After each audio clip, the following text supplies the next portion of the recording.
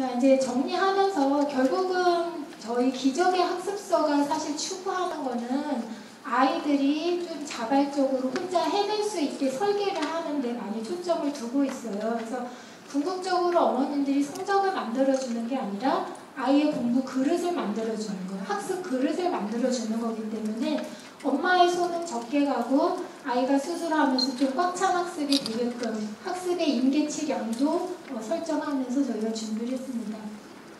언제나 아이의 자존감이 약해지지 않도록 많이 신경 써주시고 이번 여름방학에는 혼자 공부하는 역량을 감안하셔서 목표 수립도 아이가 하게 하고 끈기도 그르고 자기 공부 스타일 찾게 신체 지능이 좋은 아이는 돌아다니면서도 할 수 있고 언어 지능이 좋은 아이는 특히 중얼거리면서 공부하면 좋잖아요. 그래서 아이의 특색에 맞게 엄마 특색 아니고 아이의 특색에 맞게 할 수 있도록 해주시고 저희가 요거 학습단 모집하면서 이제 질문들 중에 이제 보통 나오는 게 꾸준히 하는 게 어렵다, 엄마의 버럭이 등장한다, 연산거부, 연산실수, 이제 서술형, 4학년 혼합계산식 어려운 문제 안 하려고 한다 이런 이제 말씀들이 있었는데 꾸준히 하는 게 어려운 거는 아이한테 너무 버겁거나 쉽거나 이제 그런 거가 많잖아요. 그래서 아이가 설정하게 하세요. 처음에는 엄마 성에 차지 않더라도 아이가 먼저 한번 해내면 아이 스스로 목표량을 늘리게 되거든요. 그래서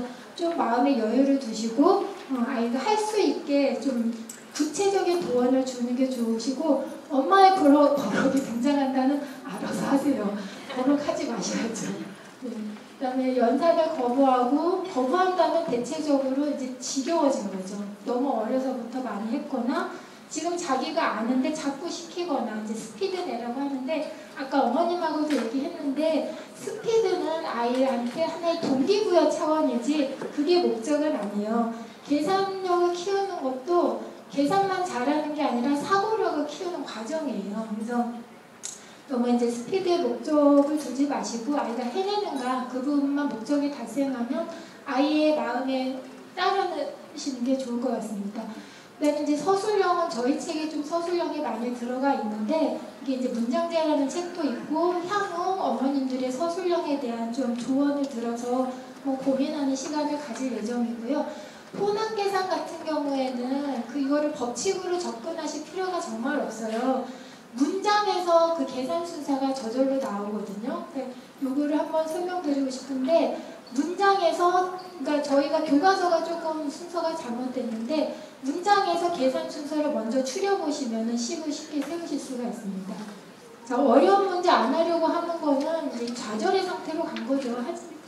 쉬운 것부터 해낼 수 있는 것부터 좀 하도록 하시고 남자이다 보니 문제를 정확히 풀지 않네요. 곱셈인지 나눗셈인지 더해야 하는지 빼야 하는지 덤벙거려. 이거는 곱셈, 덧셈, 뺄셈, 나눗셈 이게 개념이 안 잡힌 학생일 수도 있고 아니면 지금 공부가 하기 싫은 것일 수도 있고 거부감일 수도 있어요. 그래서 어머님이 좀 살펴보시고 아이에 맞게 해결책을 찾으셔야 될 것 같습니다.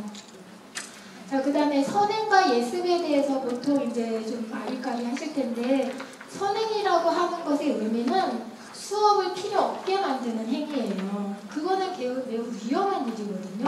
예습이라고 하는 거는 수업을 준비해가는 과정이에요. 그래서 저희 책 같은 기적의 초등수학 같은 경우는 교과서의 원리랑 똑같이 안 했어요, 일부러. 그러면은 아이가 어떤 책은 보면은 교과서 내용하고 똑같이 이제 추려가는데 아이가 좀 지겹습니다. 그래서 그렇게 하면 2번 보니까 뭐 좋을 것 같다 하지만 마음속 거부감은 계산하지 못한 거예요. 그래서 아이가 예습이라고 하는 거는 수업을 준비해가는 과정이라고 생각하시면 되기 때문에 이번 여름방학 때 다음 학기를 조금 준비해간다 이런 개념으로 잡으시고 대신에 수학 예습은 짱짱 하셔야 됩니다. 그냥 설렁설렁하면 아무것도 잡히지가 않아요. 개념을 설렁설렁 한다는 건 있을 수가 없거든요. 그래서 예습하는 기본서를 찾으실 때도 개념이 충분히 되는지 그 부분을 꼭 확인을 하셔야 돼요. 그래서 그렇게 부탁드리고 이제 연산 굉장히 중요하지만 그거에 균형점을 맞춰야 되는 거죠. 너무 목매이실 필요 없고 부족하면 앞에 거를 언제든지 찾아가서 하셔야 되고 사고력 같은 경우도 이제 심한 문제, 경시대 이런 걸 좀 지향하시는 분도 계시고 많이 욕심도 내시는데 아이가 좋아하면 당연히 하면 좋습니다. 경험하면 좋고 도전해보는 것도 좋은데 아이는 준비되어 있지 않으면 밀어붙이지 마시고 사고력 심화 문제보다 퀴즈나 아까 창의성 문제 같은 수학과 관련된 퍼즐이라던가 이런 거 하는 게 더 재밌어요.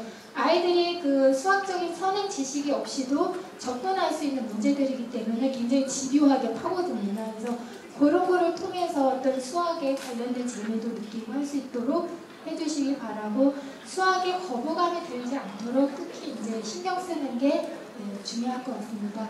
마지막으로 저희 기적의 학습법 연구회를 꼭 소개드리고 싶고 저는 기적의 초등수학을 직접 집필하진 않았습니다.